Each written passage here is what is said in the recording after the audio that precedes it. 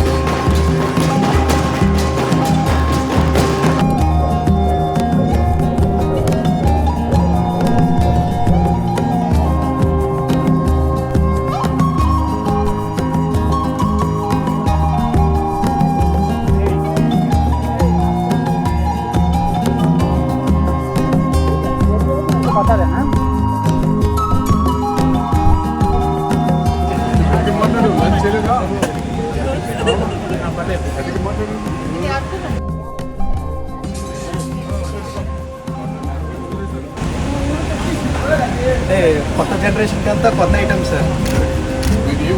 మాది ఇటుకపోతే sir. Card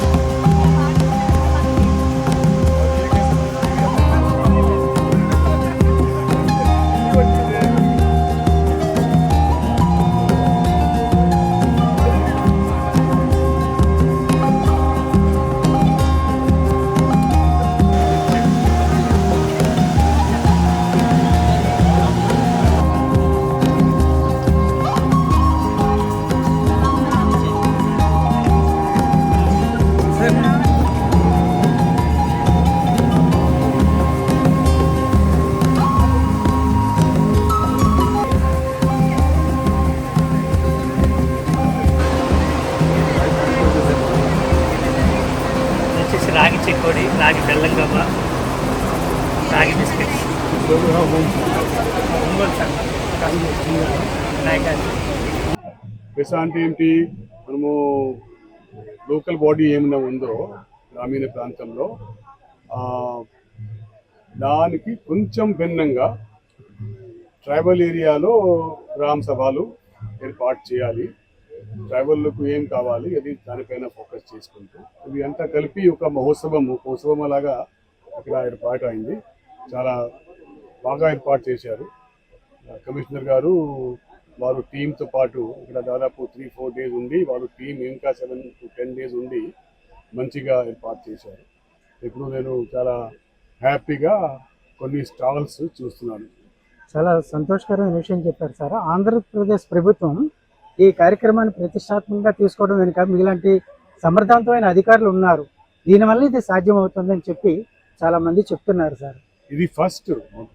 ఇప్పటిదాకా పిసా మహోత్సవము దేశంలో జరపలేదు. ఫస్ట్ టైం చేస్తాము చెప్పి పంచాయతీరాజ్ మినిస్ట్రీ వాళ్ళు డిసైడ్ అయ్యారు. అప్పుడు ఏ స్టేట్ తీసుకుంటారు అంటే ఏ ఫర్ ఆంధ్రప్రదేశ్. కాబట్టి మాకు ఇది వచ్చింది. మేము చాలా హ్యాపీగా చాలా ప్రౌడ్గా ఈ రెస్పాన్సిబిలిటీ నిర్వహిస్తామని మేము కూడా హామీ ఇచ్చి ఇందుకు ఇట్లా ఏర్పాటు. పిసా మహోత్సవము విశాఖపట్నం టౌన్లో మొత్తం భారతదేశంలో ఉన్న ఒక 10 రాష్ట్రాలు ఇక్కడ ట్రైబల్ జనాభా ఎక్కువ ఉంది. అటువంటి 10 states నుంచి tribal sports persons, tribal cultural groups వాళ్ళందరూ ఇక్కడ వచ్చి ఉన్నారు. దాదాపు 1500 మంది వచ్చి ఉన్నారు మొత్తం కలిపి. సో ఆ సందర్భంలో స్పోర్ట్స్, కల్చరల్ ఈవెంట్స్ అంతా ఉంటాయి. పిసా గ్రామ సభ కూడా ఒక 10 గ్రామ పంచాయతీలో నిర్వహిస్తున్నాము. Thank you so much sir. మీ పేరు? నా పేరు పాంగి భీమా సార్. మీరు ఏం చదువుకున్నారు? Degree completed sir. ఎన్నాళ్ళు అయింది డిగ్రీ కంప్లీట్ చేసి? 2009లో అయింది సార్ డిగ్రీ. ఓకే. ప్రస్తుతం మీరు చేస్తున్న ఉద్యోగం ఏమైనా ఉందా? Electrical department sir. ఎలక్ట్రికల్ డిపార్ట్మెంట్లో జాబ్ చేస్తున్నారు. సార్. అది ప్రభుత్వం ఉందా ప్రైవేట్గా? ప్రైవేట్గా సార్. ప్రైవేట్గా. అవును సార్. సో ఈ నృత్యం వైపు రావడానికి గల కారణాలు ఏంటి? మన ఆదివాసీ సాంప్రదాయ పరంగా తాత ముత్తాతల కాలం నాటి నుండి మన సాంప్రదాయాన్ని మర్చిపోకుండా ముందుకు తీసుకురావాలని ఒక అభిప్రాయం సార్. దీనివలన ఉపాధి కల్పించాల్సిన పరిస్థితి ఏర్పడుతుందని ఆయన తెలియచేస్తున్నారు. అవును సార్. మరి ఉద్యోగం చేస్తూ మీరు దీన్ని ఒక కళగా తీసుకుని ప్రోత్సహించాలి, ప్రజలకు తెలియచేయాలని మీరు నడుం బిగించారు. అవును సార్. దీని నుంచి మీకు జీవనోపాధిగా ఏమైనా మార్గంగా ఇతరులకి ఏమైనా ఇస్తున్నారా మీరు? జీవనోపాధితో పాటు మా యొక్క ఆదివాసీ కళా నృత్యాన్ని తాత ముత్తాతల కాలం నాటి నుండి దాన్ని మర్చిపోకుండా ముందుకు సాగించాలని ఒక అభిప్రాయం సార్. మీరు కాకుండా ఇంకెంతమంది ఉన్నారు? మన ఆదివాసీ మ్యాక్సిమం సుమారుగా ఏజెన్సీ ప్రాంతంలో ఉన్నటువంటి ఆదివాసులందరూ ఆ యొక్క కళాభివృద్ధిని ముందుకు తీసుకొస్తున్నారు సార్. 30 టీంలు అల్లూరు జిల్లాకి సంబంధించి 30 టీంలు జిల్లాకి సంబంధించి ఆ 30 టీములకి సంబంధించి ఆర్గనైజింగ్ మీరే చేస్తున్నారా? లేదు సార్. ఎవరికి వాళ్ళే ఇండివిజువల్గా ఏ టీంకి ఆ టీమ్ లీడర్స్ ఉన్నారు సార్. పాడేరు పాడేరు ఇటు సట్రాయిపుట్టు, చింతపల్లి, లంబసింగి, తర్వాత సౌరా డ్యాన్స్ అనేసి, మళ్ళీ ఇప్పుడు మయూరి డ్యాన్స్, ఇలాగ రకరకాల పేర్లు పెట్టి ఉన్నారు సార్ మా ఏజెన్సీ ప్రాంతం నుంచి. అయితే పంచాయతీ వారిగా ఒక్కొక్క అలా ముందుకు తీసుకొచ్చి మన గవర్నమెంట్ ఐటీడీఏ తరఫున ట్రైబల్ మ్యూజియంలో కాంటాక్ట్ చేస్తుంటారు సార్. ఇప్పుడు ప్రస్తుతం పంచాయతీరాజ్ శాఖ మంత్రిగా పనిచేస్తున్న పవన్ కళ్యాణ్ గారు గిరిజన ప్రాంతాల మీద చాలా శ్రద్ధ పెట్టారు. అవును సార్. గిరిజన సంస్కృతులు, కళలు, సాంప్రదాయాలు జనసేన పార్టీ సిద్ధాంతంలో అది ఒక భాగంగా భావించి ప్రాంతం వేరైనా యాస మారిపోతూ ఉంటుంది భాషకి. అవును సార్. మారిపోయినా సరే అందరూ భారతీయులము, అందరూ తెలుగువారము అనే భావంతో జనసేన పార్టీలో ఆయన ఒక సిద్ధాంతాన్ని తీసుకొచ్చి పెట్టారు. ఈ విధంగా చేస్తున్నప్పుడు మీరు చేస్తున్న ఈ దింసా నృత్యానికి సంబంధించి పంచాయతీరాజ్ శాఖ, టూరిజం డెవలప్మెంట్, ఈ కూటమి ప్రభుత్వం ఏ రకంగా మీకు పనిచేస్తోంది? మీరు ప్రభుత్వానికి నుంచి ప్రయోజనం పొందుతున్నారా? ఇంకా మరే రకంగా ప్రయోజనం పొందాలనుకుంటున్నారు? అయితే చాలా కాలం నాటి నుండి మనమైతే ఈ ట్రైబల్ నృత్యం నుంచి చేస్తూనే ఉన్నాం సార్. కానీ గవర్నమెంట్ నుంచి అయితే ఇప్పుడు ఐటీడీఏ తరఫున అయితే మినిమం వారానికి 2 రోజులు అయితే కేటాయిస్తున్నారు. కానీ వీక్లీ 2 రోజులు మాత్రం కేటాయిస్తున్నారు. అలా కాకుండా మనకు మన జిల్లా లెవెల్లో కానీ, స్టేట్ లెవెల్లో కానీ, నేషనల్ లెవెల్లో కానీ గవర్నమెంట్ కొద్దిగా ప్రోత్సహించి మనకి కళాకారులకు ఉద్దేశించి ఐడి కార్డులు ఇప్పించి, మనకి యూనిఫామ్ ఇప్పించి, మ్యూజికల్ ఇన్స్ట్రుమెంట్ ఇప్పించి కొద్దిగా మనకు ముందుకు తీసుకెళ్తే బాగుంటుందని కోరుకుంటున్నాను సార్. అందరికీ నమస్కారం.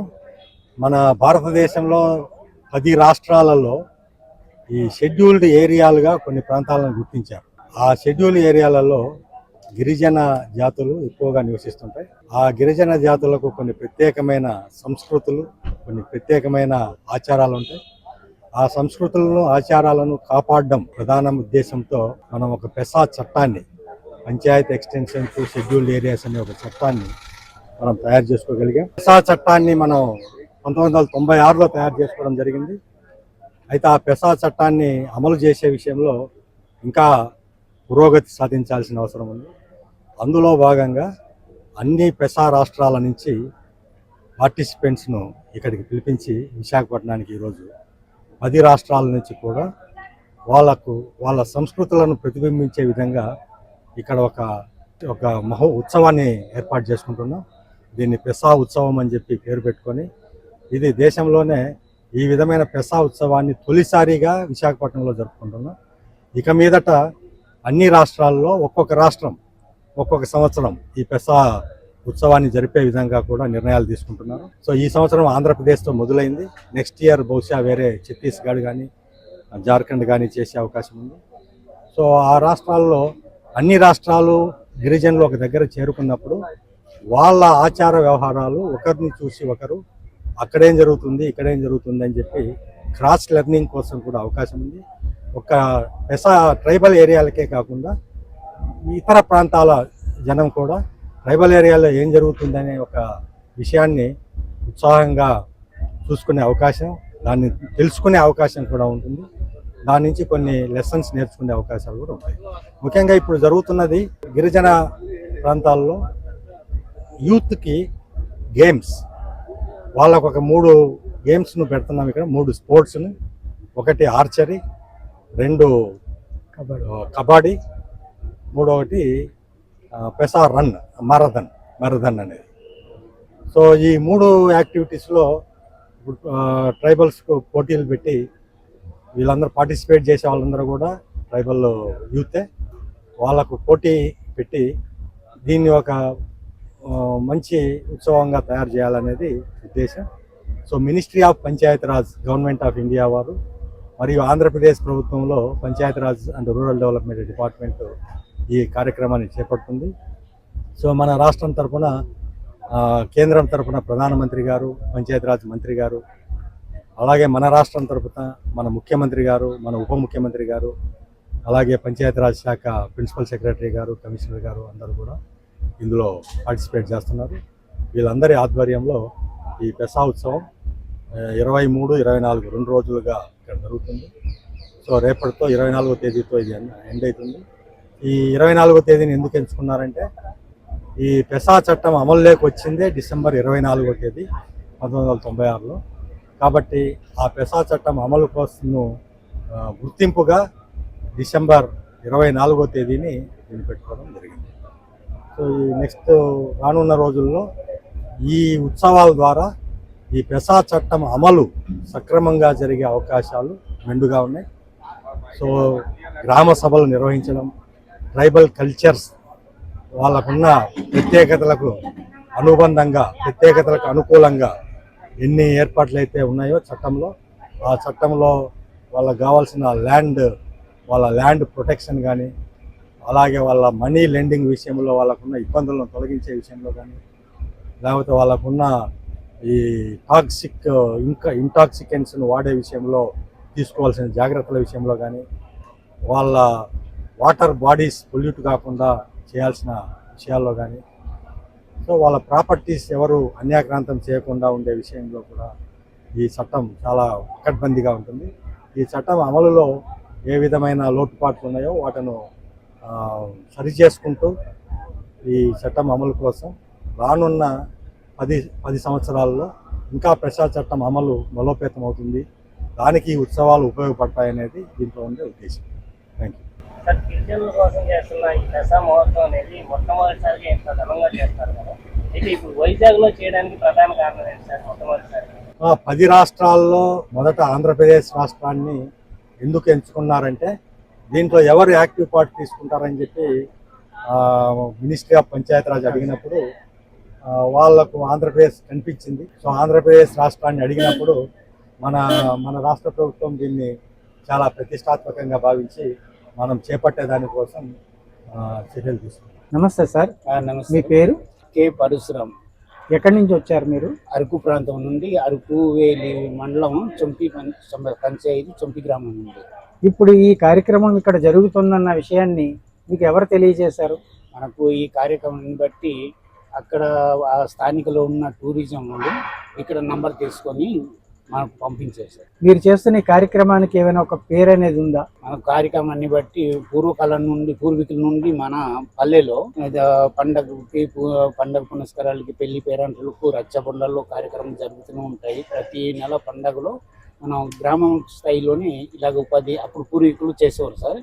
ఈ రోజుల్లో మనకు టూరిజం వచ్చి టూరిజం మీద డెవలప్ చేయాలనేసి అనుకుంటున్నాం సార్. ఇప్పుడు టూరిజం డెవలప్మెంట్ కి సంబంధించి చేస్తున్న పనుల్లో మీ నృత్యానికి సంబంధించి ఏ విధంగా ప్రభుత్వం చేయాలని అనుకుంటున్నారు? ఆ నృత్యానికి అంటే ఈ రోజుల్లో ఉన్న ప్రభుత్వం గుర్తించి మా కళాకారులకి ఒక ఉపాధి కల్పించాలనేసి మన కళాకారుల తరఫున కోరుకుంటున్నాం సార్. ఇప్పుడు ఈ నృత్యానికి పేరు ఏమైనా ఉందా?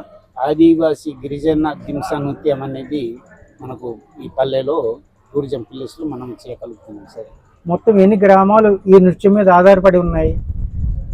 సుమారు 3 మండలాలకి 4-5 అంటే అరకు ప్రాంతంకే 4-5 కళాకారులు, 4-5 కుటుంబీకులు కళాకారులు ఇలాగా దీని మీద ఉపాధి పొందుతున్నాం సార్. అదే రెగ్యులర్గా మాకు ఉపాధి లేని పరిస్థితులు ఉన్నాం కాబట్టి మరి ఈ రోజుల్లో ఉన్న ప్రభుత్వంకి తెలియపరచాలి అనేసి మా కోరిక. ఇప్పుడు ఈ టీం అంతటికి బృంద నాయకుడిగానే ఉన్నారా మీరు? ఎప్పటి నుంచి ఉన్నారు? దాదాపు 35 సంవత్సరాల నుండి ఈ టీమ్ లీడర్గా ఈ కళాకారులకి ఒక టీం తయారు చేసుకొని నడిపిస్తున్నాం సార్. ఈ రోజుల్లో మొబైల్ ఫోన్లు వచ్చి, టెలివిజన్లు వచ్చి, ఇటువంటి కళా నృత్యాలన్నీ తరిగిపోతున్న ఈ రోజుల్లో గత 30 సంవత్సరాలుగా మీరు ఇప్పటి వరకు ఎంతమందిని తయారు చేయగలుగుంటారు? అంటే ఇప్పుడు అలాగా కొంతమంది స్కూల్ మానేసి వచ్చే మన విద్యార్థులు కూడా ఇందులో కలిపేసుకొని వీళ్ళకి ఉపాధి కల్పించే పరిస్థితులు వస్తున్నాయి సార్. తర్వాత మరి ఇంటికి మన గిరిజనులు అయితే ఎటువంటి ఉపాధి లేనప్పటికీ ఈ దింస నృత్యం మీద కూడాను ఈ పిల్లల్ని ముందుకు తీసుకొచ్చి ఈ నృత్యం మీద మనకు జీవిస్తున్నాము. అంటే మనకు ఈ ప్రభుత్వము రెగ్యులర్గా ఉపాధి లేని పరిస్థితుల్లోనే ఈరోజు ఈ ప్రభుత్వం కళాకారులకి కళకు గుర్తించాలని అనుకున్నాం సార్. ధన్యవాదములండి. నమస్తే సార్, నమస్తే. మీ పేరు? Kumaram Prabhakar sir, Mulugu district ITD PESA district coordinator. ITD Eturu Nagaram PESA district coordinator. Okay sir, ఈరోజు ఇక్కడ పెసా కార్యక్రమం అని చెప్పి ఫెస్టివల్స్ జరుగుతున్నాయి. ఈ పేసా మహోత్సవం 2025ని పురస్కరించుకొని మాకు టీజీఐఐటి తెలంగాణ రాష్ట్రం నుంచి మీ పెసా ప్రాంతాలలో గతంలో ఆడినటువంటి మీ సాంప్రదాయ ఆటలు ఏవైతే ఉన్నాయో ఆ ఆటలను ప్రదర్శించడానికి మనమంతా అక్కడికి విశాఖపట్నంలో జరగబోయే 10 రాష్ట్రాల పెసా రాష్ట్రాలతోటి జరగబోయేటువంటి మహోత్సవంలో మన సాంప్రదాయ ఆటను ప్రదర్శించుకోవాలని చెప్పేసి మాకు టీజీఐఐడి ఉన్నతాధికారులు మాకు తెలియజేయడం జరిగింది సార్. దాంతో మా జిల్లా కలెక్టర్ గారు, పిఓ ఐటీడీ గారి పర్మిషన్ తోటి మేమంతా కూడా ఇక్కడికి 19 మంది టీమ్గా మేము ఈ పెసా మహోత్సవంలో ఉప్పెన్న బేరలు అనే ఆట ఆడడానికి వచ్చాం సార్. ఈ ఉప్పెన్న బేరలు అని అంటే ఏంటంటే ఈ ఆదివాసీ ప్రాంతాలలో గతంలో కరెంటు లేని సమయంలో నిండు పున్నమి వెన్నెల్లో ఈ వ్యవసాయ పనులన్నిటిని కూడా పూర్తి చేసుకొని వాళ్ళ కష్ట సుఖాలను అన్నిటిని మర్చిపోవడానికి, వాళ్ళ బాధలను, వాళ్ళ అలసటను మర్చిపోవడానికి ఆలు మగ తేడా లేకుండా, చిన్న పెద్ద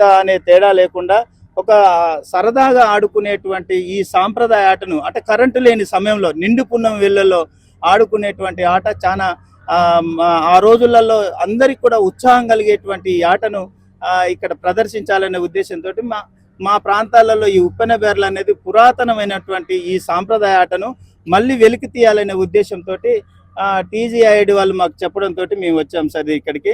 దీనికి ఏంటంటే ఈ భారత ప్రభుత్వం ఎంఎఫ్ఈఆర్డి వాళ్ళు ఇట్లాంటి పురాతనమైనటువంటి ఈ ఆటలను, ఈ క్రీడలను గుర్తించి మళ్ళీ అంటే ఇన్నేళ్ల తర్వాత, అంటే పేసా చట్టం వచ్చి 1996 సంవత్సరంలో వచ్చినటువంటి చట్టం మళ్ళీ పేసా ప్రాంతాల్లో ఉన్నటువంటి వాళ్ళ సంస్కృతిని, సాంప్రదాయాలను, వాళ్ళ యొక్క ఆచార వ్యవహారాలను బయటకు తీసే విధంగా ఈ ఎంఓఎఫ్ఆర్డి ప్రయత్నం చేస్తున్నందుకు ఎంఓఎఫ్ఆర్డికి మా తరపున, మా ఆదివాసీల పక్షాన, అందరి పక్షాన ఎంఓఎఫ్ఆర్డి శాఖకు కానీ, మంత్రిత్వ శాఖకు కానీ, మంత్రులకు, అధికారులకు అందరికి కూడా మేము రుణపడి ఉంటూ వాళ్ళకు ధన్యవాదాలు తెలియజేస్తున్నాం సార్. కేంద్ర ప్రభుత్వం, రాష్ట్ర ప్రభుత్వం కలిసి సంయుక్తంగా ఈ పెస ఉత్సవాలు నిర్వహిస్తున్నాయి. దీనికి సంబంధించి మీకు ఉన్న పరిజ్ఞానాన్ని చెప్పండి. ఓకే, ఏదైతే మనం ఈ పేసా మహోత్సవాలు అంటే దేశంలో ఉన్నటువంటి మన మంత్రిత్వ శాఖ, ఏది పంచాయతీరాజ్ వాళ్ళు కానీ, వివిధ 10 రాష్ట్రాల్లో ఉన్నటువంటి పంచాయతీరాజ్ అధికారులు కానీ, మంత్రిత్వ శాఖలు కానీ, వీళ్ళందరూ కూడా ఆనాడు ఉన్నటువంటి ఆదివాసీ ప్రాంతాల్లో ఉన్నటువంటి హక్కులు, చట్టాలు, వాళ్ళ యొక్క సంస్కృతి, సాంప్రదాయాలు కనుమరుగు కాకుండా వాళ్ళను కూడా ఈ సమాజం నుంచి అభివృద్ధిలోకి తీసుకురావాలనే ఉద్దేశంతో పేసా యాక్ట్ అంటేనే వాళ్ళ స్వయం నిర్ణయ అధికారాన్ని వెలికి తీసే విధంగా ఈ భారత ప్రభుత్వం మరియు రాష్ట్ర ప్రభుత్వాలు కృషి చేస్తున్నందుకు మేము వాళ్ళకి ఎంతో రుణపడి ఉంటాం. ఎందుకంటే మా సాంప్రదాయాలను కొల్లగొట్టకుండా, మా ఆచారాలను కాపాడుతూ ఈ మహోత్సవాలు జరుపుకుంటూ పేసా ప్రాంతాలలో స్వయం నిర్ణయ అధికారానికి ఆదివాసులకి ఇచ్చే విధంగా కృషి చేస్తున్నందుకు మేము వారికి రుణపడి ఉంటాం. ధన్యవాదాలు తెలియజేస్తున్నాం సార్. ఇప్పుడు చాలా రాష్ట్రాల్లో ప్రాంతాలను బట్టి కొద్ది దూరం వెళ్ళగానే భాష, ఆచారాలు మారిపోతూ ఉంటాయి. ఇటువంటి పరిస్థితుల్లో మిమ్మల్ని ఆదివాసీలని మీ ప్రాంతంలో, గిరిజనులని కొన్ని ప్రాంతాల్లో, ఇతరితర రాష్ట్రాన్ని బట్టి, ప్రాంతాన్ని బట్టి వాళ్ళ భావజాలం మారిపోతూ ఉంటుంది. ఇటువంటి పరిస్థితుల్లో ఈ చట్టం తీసుకురావడం వల్ల కొండ ప్రాంతాల్లో నివసించే మీ అందరికీ కూడా ఎటువంటి ప్రయోజనం జరుగుతుంది? వాస్తవంగా చెప్పాలంటే ఈ పెసా చట్టాన్ని గనక పకడ్బందీగా అమల్లోకి తీసుకొచ్చినట్లయితే, భారత ప్రభుత్వం కృషితోటి రాష్ట్ర ప్రభుత్వాలు కూడా, భారత ప్రభుత్వాన్ని రాష్ట్ర ప్రభుత్వాలు కలిసి చేసినట్లయితే వాళ్ళ స్వయం నిర్ణయాధికారాన్ని కాపాడే విధంగా ఉంటదనేది మేము భావిస్తున్నాం. ఎందుకంటే గతంలో కూడా మనం కొన్ని ప్రాంతాలలో చూసినాం. ఏది ఇప్పుడు మన ఒడిశా లాంటి ప్రాంతాల్లో చూసుకుంటే 2013లో జరిగినటువంటి బాక్సైట్ నిక్షేపాలను ఒక మల్టీనేషనల్ కంపెనీకి ఇవ్వాలని చూసినప్పుడు ఆ ప్రాంతంలో ఉన్నటువంటి చదువుకున్నటువంటి గిరిజనులు, ఆదివాసీలు వాళ్ళు ఎంత చెప్పినా కూడా ఈ ప్రభుత్వాలు వినకపోతే వాళ్ళు నేరుగా స్వయంగా కోర్టునే ఆశ్రయించి వాళ్ళు తీసుకున్నటువంటి, అంటే రాష్ట్ర ప్రభుత్వం తీసుకున్నటువంటి నిర్ణయాలు ఈ పేసా యాక్ట్ ద్వారా అమలు చేసే విధంగా, ఏదైతే బాక్సైట్ నిక్షేపాలను రద్దు చేసే విధంగా వాళ్ళు పెసా గ్రామ సభలను బలోపేతం చేయాలని కోరినందుకు అక్కడ ఆ ప్రభుత్వం కూడా వెంటనే వాటిని విరమించుకొని అక్కడ ఉన్నటువంటి ఆదివాసుల హక్కులు, చట్టాలను కాపాడే విధంగా కృషి చేస్తున్నది. కాబట్టి ఖచ్చితంగా ఈ చట్టాలను గనక అమలు చేసినట్లయితే భారతదేశంలో ఈ 10 రాష్ట్రాల్లో ఉన్నటువంటి ఆదివాసీ తెగలు కూడా అన్ని వర్గాలతో సమూలంగా అభివృద్ధి చెందేటువంటి అవకాశం ఉన్నది. కాబట్టి దీన్ని ఈ విధంగానే కేంద్ర ప్రభుత్వం, రాష్ట్ర ప్రభుత్వాలు సమిష్టి కృషితోటి ఈ చట్టాలను అమలు చేయాలని మేము కోరుకుంటున్నాం సార్.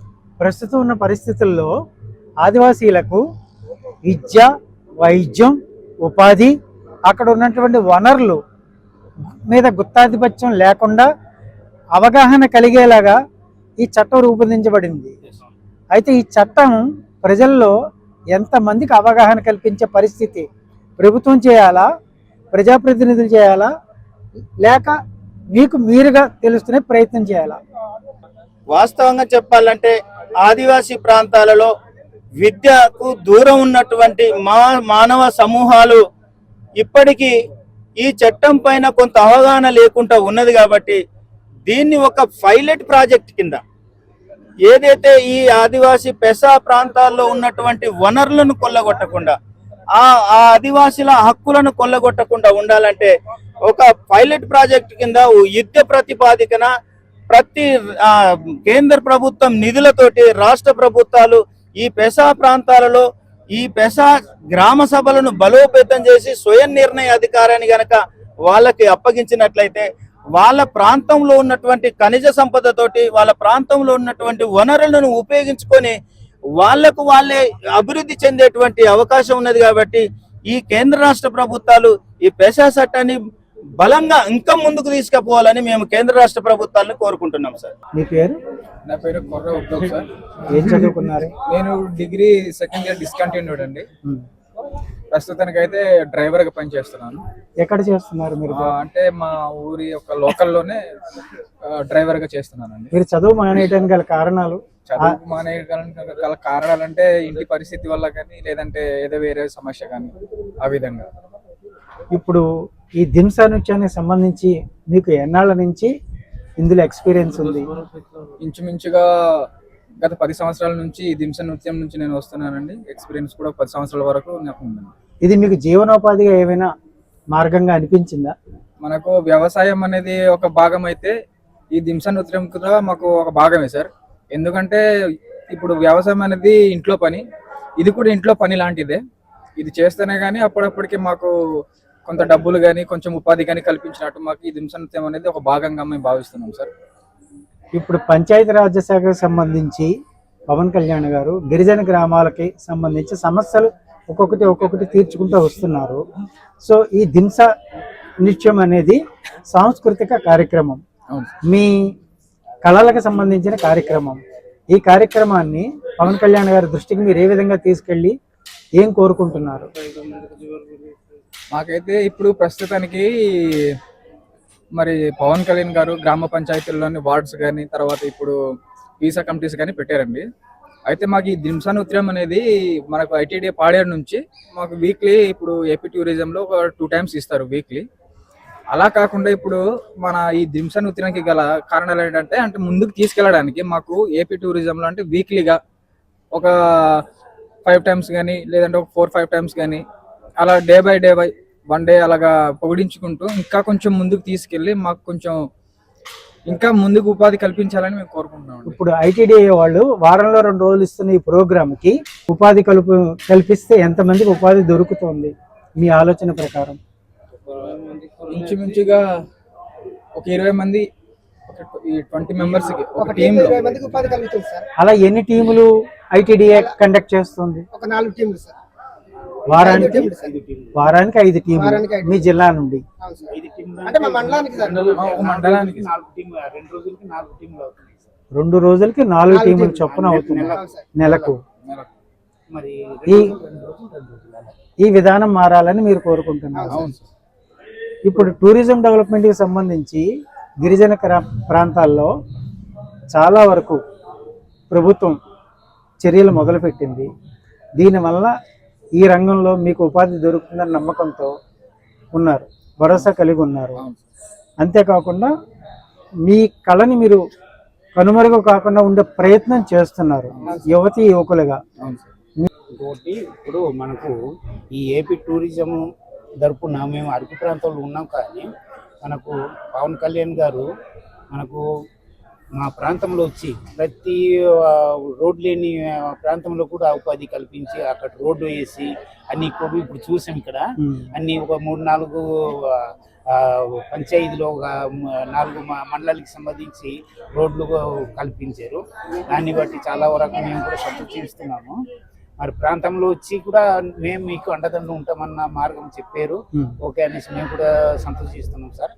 కేవలం ఇప్పుడు ఈ కూటమిలో కానీ మనకు ఈ కళాకారులకి గుర్తించి ఈ రోజుల్లో మనకు రెగ్యులర్గా రోజుకి అంటే నెలకు ఏ విధంగా కళాకారులు జీవిస్తున్నారు, మరి వాళ్ళకి ఎలాగ ఉపాధి కల్పించాలా అనేసి ఈ కూటమి ప్రభుత్వం నుండి పవన్ కళ్యాణ్ గారు పంచాయతీరాజ్ శాఖ ఉన్నారు. కాబట్టి ఈ రోజుల్లో మాకు ఈ కళాకారులకు ఉపాధి కల్పించాలనేసి, ఇది ఆధారం కల్పించాలనేసి మేము కోరుకుంటున్నాం సార్. పంచాయతీరాజ్ శాఖ విభాగంలోకి రాదు, మీ కళలు మాత్రం టూరిజం శాఖ పరిధిలోకి వస్తాయి.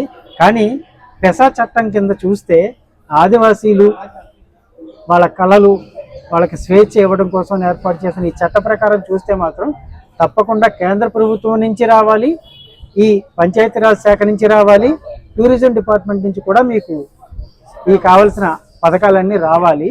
ఈ కూటమి ప్రభుత్వం వచ్చినప్పటి నుంచి దుమ్రిగూడ మండలం అల్లూరి సీతారామరాజు జిల్లా పెద్దపడు గ్రామంలో పవన్ కళ్యాణ్ గారు డిప్యూటీ సీఎం గారు వచ్చి ఆయన ఎంక్వైరీ చేసి వెళ్ళి వితిన్ వారం రోజుల్లోనే ఆ యొక్క రోడ్డు పూర్తి చేయడం మాకు చాలా గర్వకారంగా ఉంది సార్. అలాగే మా అల్లూరి సీతారామరాజు జిల్లా డుమ్రిగూడ మండలం కొర్రాయి పంచాయతీ ఒరిస్సా రహదారి మెయిన్ రహదారి సరిహద్దుల్లో కూడా మాకు ఆంధ్ర ఒరిస్సా సరిహద్దు రహదారి చాలా ఇబ్బందికరంగా ఉంది సార్. అది కూడా డిప్యూటీ సీఎం గారు వెంటనే స్పందించి ఆ రోడ్డు కూడా పని పూర్తి చేయాలని కోరుకుంటున్నాం సార్. గతంలో మరి నేను వైఎస్ఆర్ వైఎస్ఆర్ హయాంలో ఎక్కడ పడితే అక్కడ బోర్ వేసారు తప్ప, బోర్ వేసి అక్కడ మోటార్ లేదు, అక్కడ ట్యాంక్ లో వాటర్ లేదు, మోటార్ లేదు, వాటర్ లేదు. జలజీవన్ మిషన్ ద్వారా బోర్లు అయితే వేయించారు సార్. తర్వాత ఒక వారం నెల రోజులు పోయిన తర్వాత అది క్యాన్సిల్ అయిపోయింది, మోటార్ రాదు, ఇది అది అనేసి చెప్పేవాళ్ళు సార్. అలాగా చాలా ఇప్పటికి వేసిన బోర్లు అలా ఖాళీగానే ఉన్నాయి సార్. సార్ ఈ మంచినీటి సమస్య కూడా మాకుంది. డిప్యూటీ సీఎం పవన్ కళ్యాణ్ గారి ద్వారా అయినా సరే మాకు మంచినీటి సౌకర్యం కల్పించాలని కోరుకుంటున్నాం సార్. ఈ కూటమి ప్రభుత్వంలో మాకు అన్ని సదుపాయాలు కల్పించి మంచిగా చేయాలని కోరుకుంటున్నాం సార్.